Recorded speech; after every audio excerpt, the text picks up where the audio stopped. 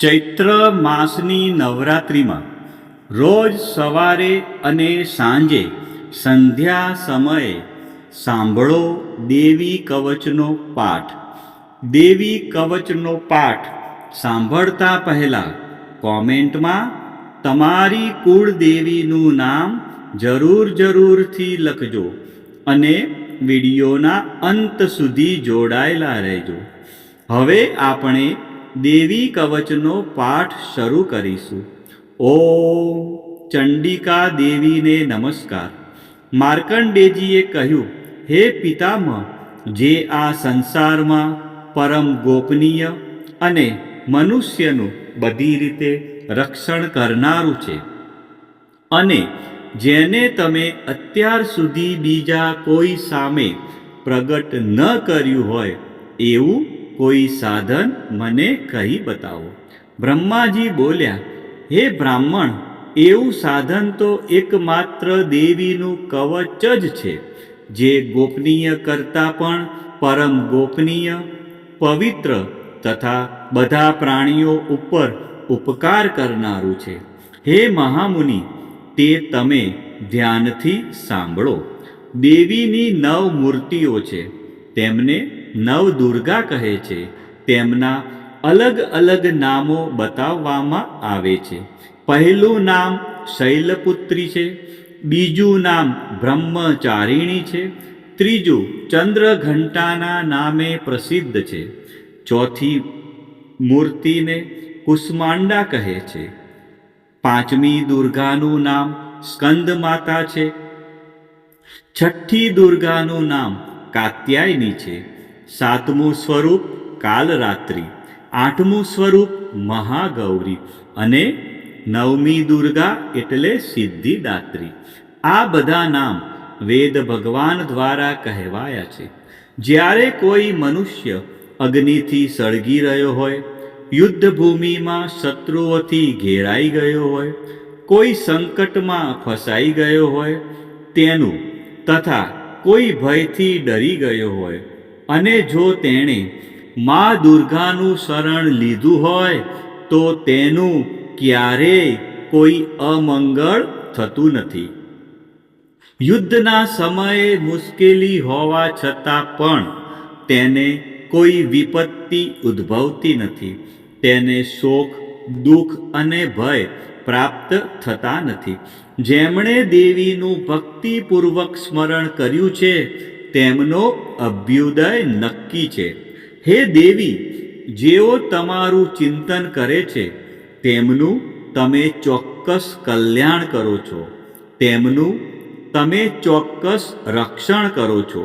ચામુંડા દેવી પ્રેત ઉપર આરૂઢ થયેલા હોય છે, અને વારાહી દેવી પાડા પર સવારી કરે છે.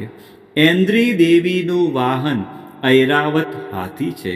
વૈષ્ણવી દેવી ગરુડ પર આવે છે, અને માહેશ્વરી દેવી આખલા પર આરૂઢ થયેલા છે.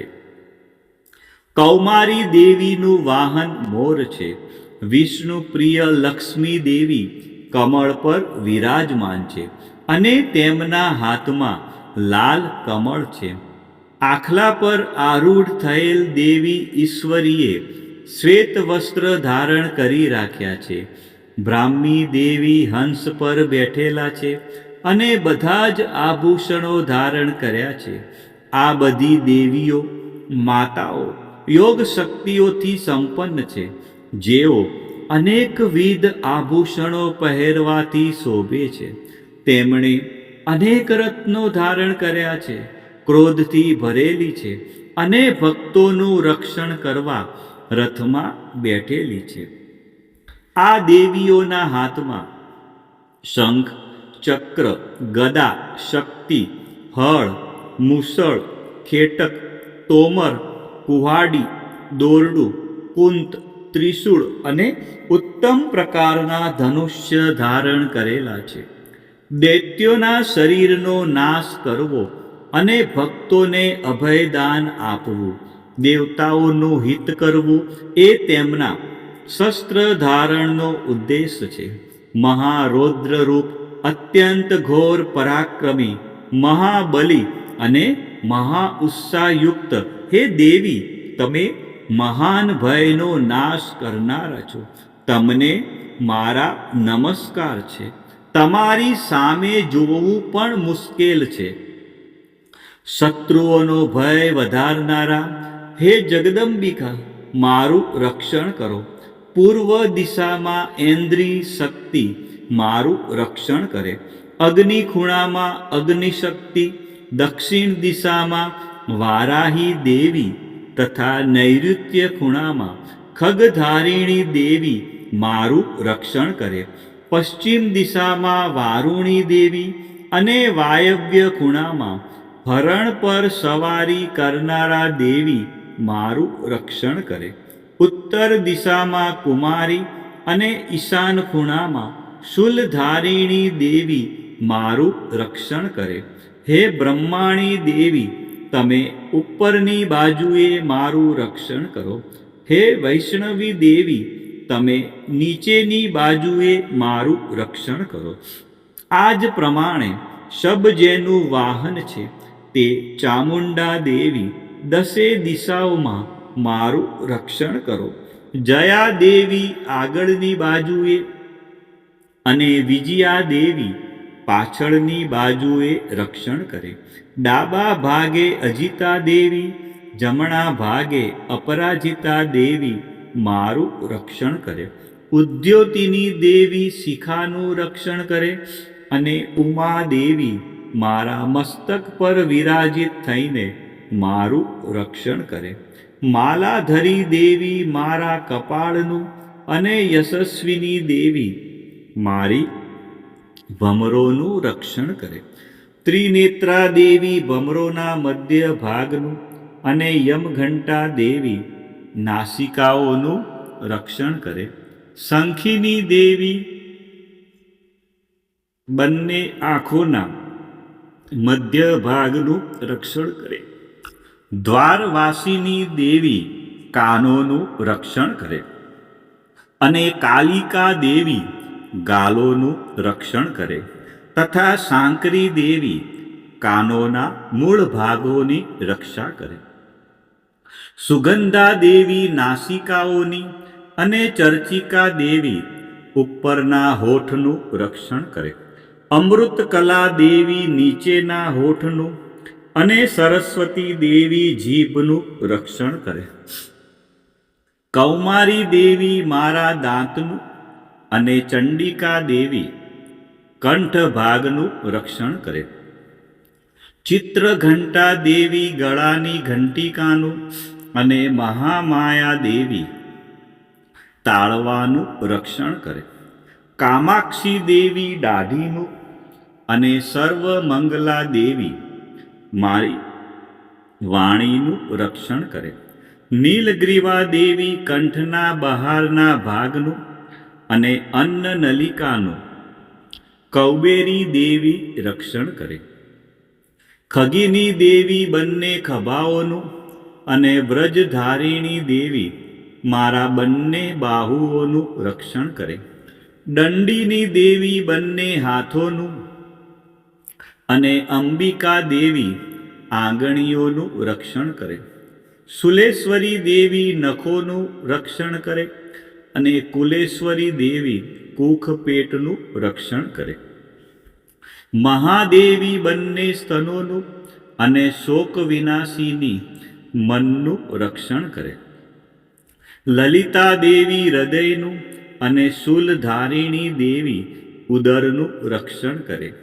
કામિની દેવી નાભીનું અને ગુહેશ્વરી દેવી ગુહ ભાગનું રક્ષણ કરે. પૂતના અને કામિકા લિંગનું અને પાડાને વાહન બનાવનાર દેવી ગુદાનું રક્ષણ કરે. ભગવતી દેવી કટી પ્રદેશનું અને ઘૂંટણોની રક્ષા વિંધ્યવાસિની દેવી કરે. સર્વ કામનાઓ પૂરી કરનાર દેવી જંગાઓનું રક્ષણ કરે. નારસિંહી દેવી પિંડીઓનું રક્ષણ કરે. તૈજસી દેવી બંને પગોના પૃષ્ઠ ભાગનું રક્ષણ કરે. શ્રીદેવી પગોની આંગળીઓનું અને તલવાસીની દેવી પગના તળિયાનું રક્ષણ કરે. પોતાની વિકરાળ દાઢોથી ભયંકર દેખાતા કરાલી દેવી નખોનું અને ઉદ્ધવકેશીની દેવી વાળનું રક્ષણ કરે. કૌબેરી દેવી રૂવાંટીના છિદ્રોનું અને વાઘેશ્વરી દેવી ત્વચાનું રક્ષણ કરે. પાર્વતી દેવી રક્ત, મજ્જા, વસા, માંસ, હાડકાં અને મેદનું રક્ષણ કરે.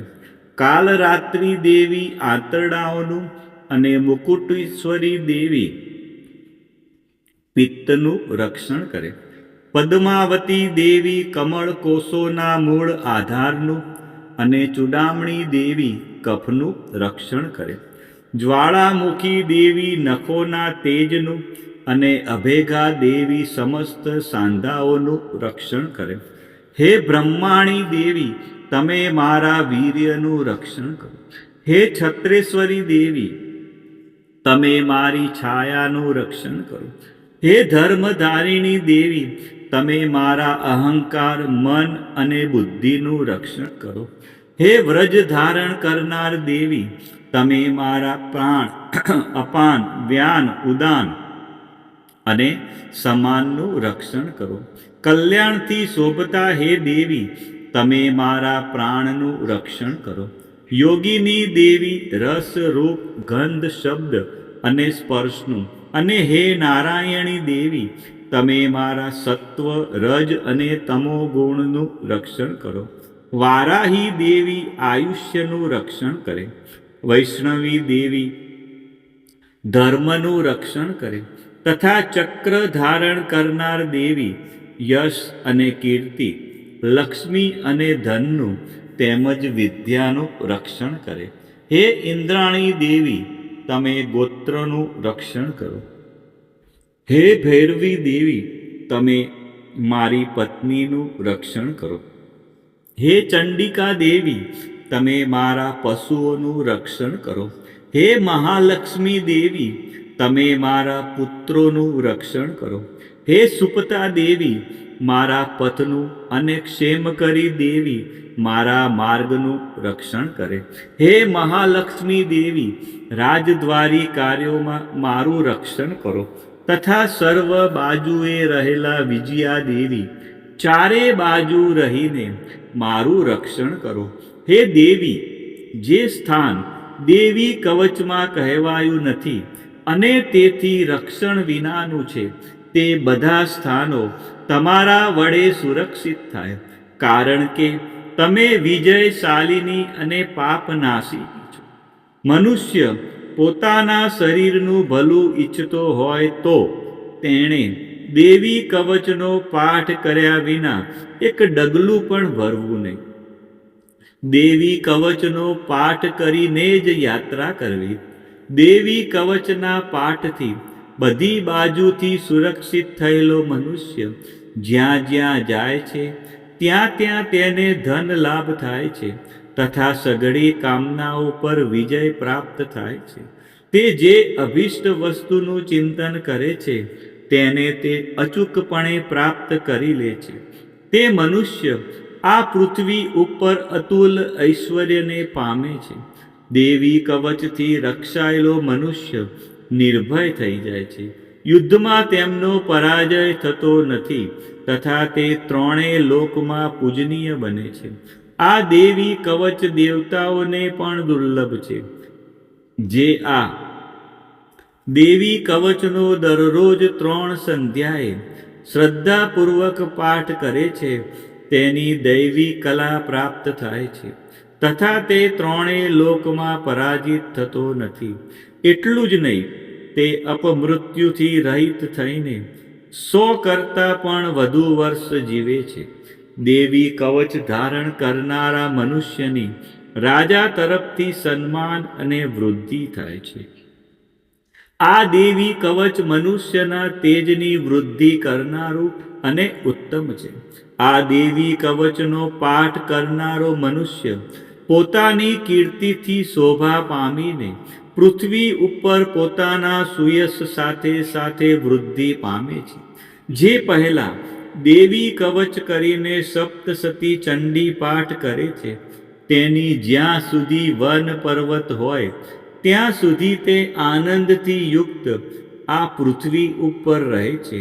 તેના પુત્રો પૌત્રો સંતાન પરંપરા બનેલી રહે છે. પછી દેહાંત થતાં તે મનુષ્ય મહામાયાની કૃપાથી નિત્ય પરમપદને પામે છે, જે દેવતાઓને પણ દુર્લભ છે. તે સુંદર દિવ્ય રૂપ ધારણ કરે છે અને કલ્યાણ શિવની સાથે આનંદનો ભાગી બને છે. મા ભગવતીની આરાધનામાં દેવી કવચનું વિશેષ મહત્વ છે. દેવી કવચ એટલે રક્ષણ કરનારું કવચ.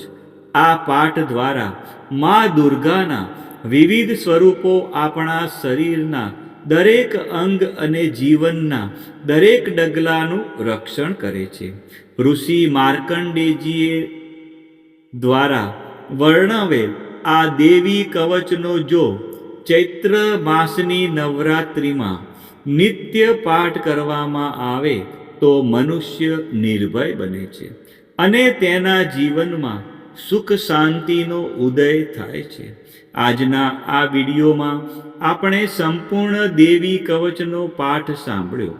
તમે વિડીયોના અંત સુધી જોડાયેલા રહ્યા અને મા અંબાના આ પરમ કલ્યાણકારી સ્ત્રોતનો લાભ લીધો.